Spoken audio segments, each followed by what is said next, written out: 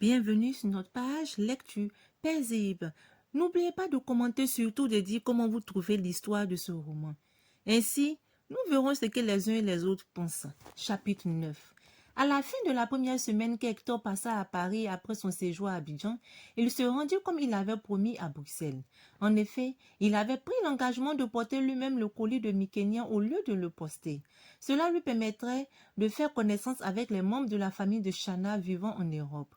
Venu en voiture, il retrouva facilement la résidence de l'ambassadeur émilien à Sepoué. Lorsqu'il sonna, ce fut Mikényan qui courut ouvrir. Elle resta bouche bée quelques secondes lorsqu'elle vit Hector. Non, ce n'était pas possible. Cet homme était largement au-dessus de la description qu'en avait faite Chana. Elle se reprit rapidement, se présenta, déposa un baiser sur la joue du visiteur et le fit entrer après l'avoir débarrassé de l'énorme paquet. Puis, elle prit l'imperméable d'Hector, l'accrocha à un porte-manteau et demanda à celui-ci de la suivre. Le vestibule déboucha sur une belle salle de séjour meublée de cuir et de bois véritable. Les murs beige foncé mettaient en relief les photos et tableaux que l'on y avait accrochés. Une femme qui ressemblait très poutrée à Mikényan fit son apparition. Nu était le teint de la plus jeune, on aurait parlé d'une réplique. Elle sourit et ses joues se creusèrent comme celles de Mikényan. « Monsieur Milandi ?» demanda-t-elle d'une voix mélodieuse. « Oui, Hector Milandi pour vous servir, » répliqua ce dernier de sa voix grave. « Je suis Eunice Assepoué. Soyez le bienvenu dans notre maison, ajouta Eunice. Mais veuillez donc prendre place où vous voulez. Merci, madame, fit Hector qui s'assit. Mon époux est encore au bureau et mes garçons éparpillés dans la nature. Mais Mikényan et moi, nous vous attendions. Alors, sentez-vous chez vous, reprit Eunice avec un petit rire. Hector remercia encore son hôtesse, évitant de regarder Mikényan qui lui avait fait un effet auquel il ne s'attendait pas. Il avait vu des photos d'elle à Abidjan, mais en chair et en os, c'était tout autre chose. Cette fille n'était pas plus belle que Chana, non. Mais elle avait du chien, sexy en diable. « Mickey, appelle quelqu'un pour nous apporter à boire, » demanda Eunice à Mikényan. Celle-ci s'excusa auprès du visiteur et s'élança en direction de l'office. Hector, qui l'avait regardé s'en aller, reporta son attention sur Eunice, qui l'observait avec un petit sourire au coin des lèvres. Elle le remercia d'avoir apporté lui-même le paquet. Puis, discrètement, elle l'interrogea sur lui-même. Les réponses satisfirent Eunice, car ce n'était pas différent de ce que lui avait récemment dit Mina au téléphone. Cependant, cela l'inquiétait. C'était le genre de garçon dont rêvent les jeunes filles comme époux. Mikényan n'allait-elle pas encore essayer d'arracher à sa jumelle ce à quoi elle tenait? À chaque fois, Chana, en grande sœur aimante et complaisante, lui avait cédé. Mais là, il s'agissait d'un être humain, pas d'une autre chose. Et d'après ce qu'en avait dit Mina, une relation amoureuse s'était nouée entre Hector et Chana pendant le séjour de ce dernier au pays. Fleur Bessolo aurait même laissé entendre qu'il tenait à la jeune fille et sans vouloir aller trop rapidement en besogne, il pourrait officialiser les choses avant la fin de l'année scolaire. Mikényan ne tarda pas à revenir en compagnie d'un domestique qui s'enquit des desiderata de chacun après avoir énuméré aux visiteurs ce qui était disponible. Hector opta pour un verre de Baileys, de même que Mikényan, tandis que Eunice portait son choix sur du sirop de grenadine coupé de limonade.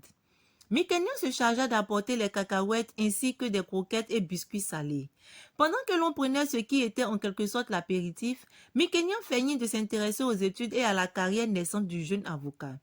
Personne n'en était dupe, pas plus Eunice qui la connaissait bien qu'Hector qui lisait un autre genre d'intérêt dans les yeux de celle qui l'interrogeait. Eunice dit se lever parce que l'heure du déjeuner arrivait à grands pas et son ambassadeur d'époux n'allait plus tarder.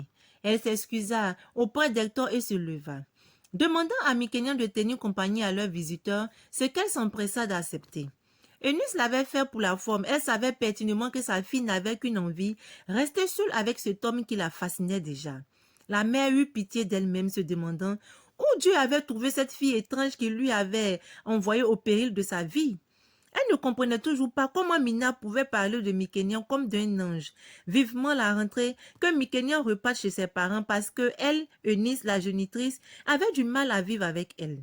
L'ambassadeur Assepoué arriva sur le coup de 13 heures. Eunice vient l'accueillir et fait les présentations. Le diplomate se déclara enchanté de rencontrer Hector Milandi, dont il connaissait la sœur Fleur Bessolo, chez qui Mina Atame et Eunice l'avaient souvent traîné pour le ruiner lorsqu'il vivait encore à Abidjan. Il ne manqua pas de le mentionner pendant sa causerie avec Hector et cela les fit tous rire. Un plateau de charcuterie et une salade d'avocat constituaient l'entrée et fut suivi d'un foutou d'igname à la sauce de gombo frais où se bousculèrent beaucoup de bonnes choses venues du pays.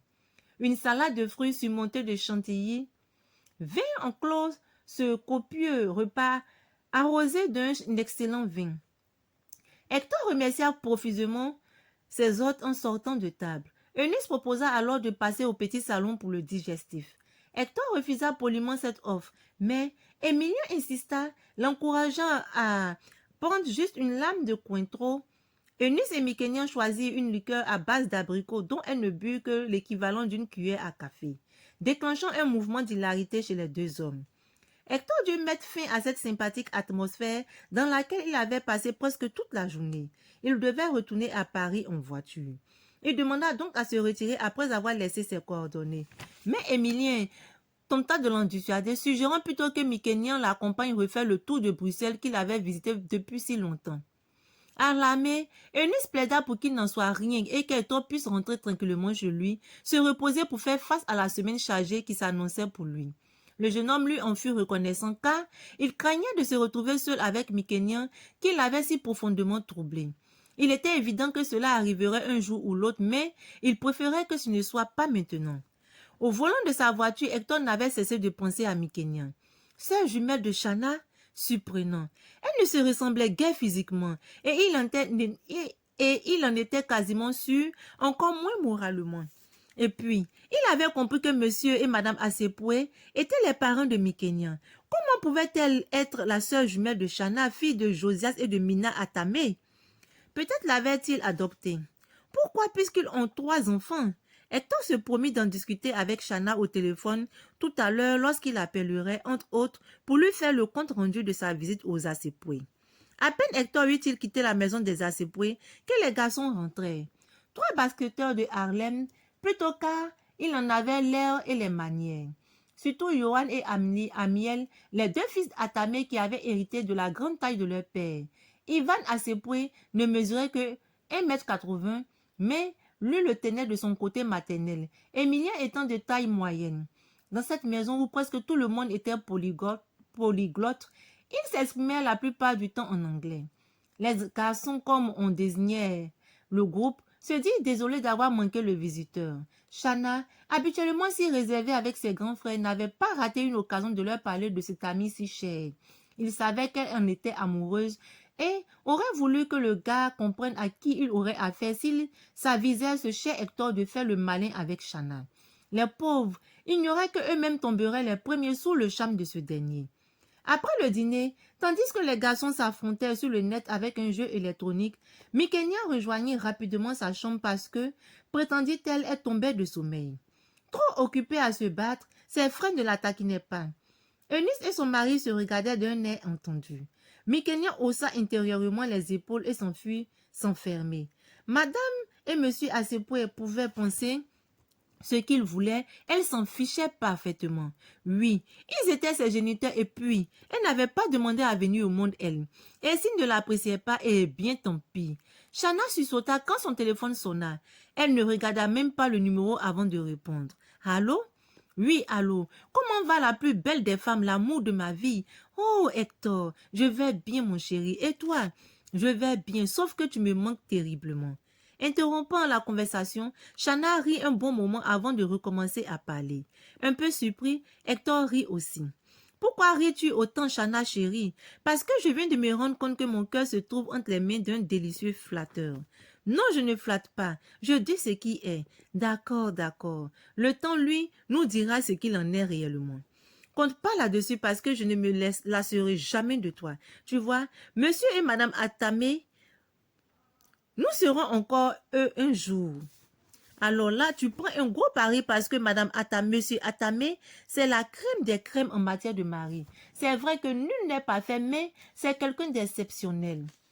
C'est au moins ce que je serai pour toi dans peu de temps et ce, pour toujours. Je t'aime, Chana, et mon désir le plus ardent, c'est de faire de toi mon épouse.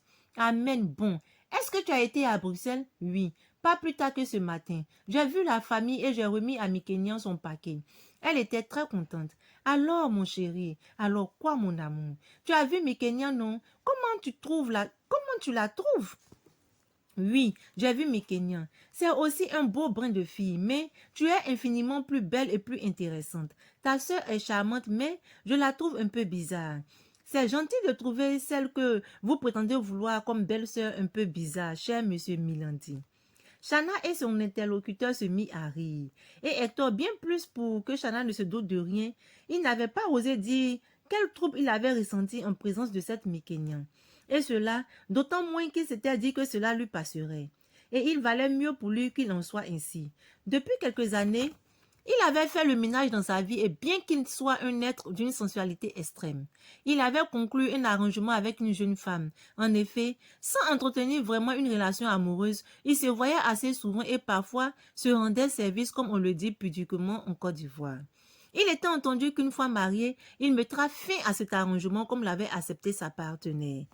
Dis-moi, ma chérie, qu'est-ce que c'est que cette histoire de sœur jumelle alors que Mikenian est le portrait craché de Madame Asseboué? C'est une longue histoire que je vais te raconter plus tard. Mais sache que nous avons été le même lait et que mon sang coule dans ses veines. Grâce à ce sang, elle a échappé à la mort quand nous étions plus jeunes. Waouh! Voilà qui promet d'être palpitant. Hector et Chana passaient encore beaucoup de temps au téléphone, puis ils se résignaient à se séparer. Chana voulait se rendre au culte le lendemain matin avec ses parents et il lui fallait se réveiller tôt pour être à l'heure. De bien mauvaise grâce, il consentit à la libérer en lui envoyant une foule de baisers. C'est en riant que Chana raccrocha. Aussitôt, le téléphone d'Hector se mit à sonner. Aucun numéro n'apparaissait. Étonné, il décrocha quand même. C'était Mikenian. Elle appelait, dit-elle, pour le remercier encore une fois et surtout s'assurer qu'il était bien arrivé. Hector la remercia pour sa sollicitude et s'excusa de n'avoir pas encore rappelé les Asseboué. Il allait le faire au moment où il avait reçu un appel important. Mikenian poussa le sans-gêne jusqu'à lui demander s'il s'agissait de Chana. Il lui répondit calmement non, mais lui précisa que lui-même avait appelé Chana tout à l'heure. Mikenian répliqua. Quelle chanceuse cette Chana! Ce qui situa définitivement Hector sur ce qu'il soupçonnait. Mikenian le convoitait. Était-elle juste une allumeuse ou un de ces êtres pervers qui ne reculent devant rien pour obtenir ce qu'ils veulent au mépris du mal que cela pourrait faire aux autres? Même si Mikenian ne le laissait pas tout à fait indifférent, c'est Chana qu'il avait choisi. Sa sœur allait devoir le comprendre. Bien qu'elle en eût envie, Hector ne s'attarda guère au téléphone avec Mikenian. Celle-ci eut l'impression que le jeune homme essayait de la repousser. « Toi, tu ne paies rien pour attendre, déclara-t-elle à son intention en déposant le téléphone sur la table de nuit. Elle l'éteignit avant pour ne pas que Chana puisse se réjouir de son bonheur dans ses oreilles à elle, Mikenian. Ainsi s'achève notre chapitre 9. Au fur et à mesure que nous lisons ce roman, nous nous rendons vraiment compte du comportement et de l'attitude de Mikenian. Sœur jalouse, qui n'aime pas que sa sœur jumelle soit heureuse. Comment peut-on convoiter le copain, pour ne pas dire le fiancé, de sa sœur jumelle, même s'ils ne sont pas nés du même ventre, mais du moins, ils vivent ensemble comme de véritables sœurs. Est-ce qu'une sœur peut faire cela à sa sœur? Je trouve le comportement de Mikenian vraiment pas bien. J'espère ne pas être surprise, mais puisque nous avons déjà vu au début du roman elle était sur le point de se marier avec ce jeune homme, ce Milandi. Nous saurons davantage dans le chapitre 10 comment elle a pu faire ce tour de passe-passe afin d'arracher le fiancé de sa sœur et d'être sur le point de se marier avec lui. Je vous dis à très bientôt et n'oubliez pas de commenter ce chapitre et de dire ce que vous pensez de l'attitude de Mikenian. À très bientôt.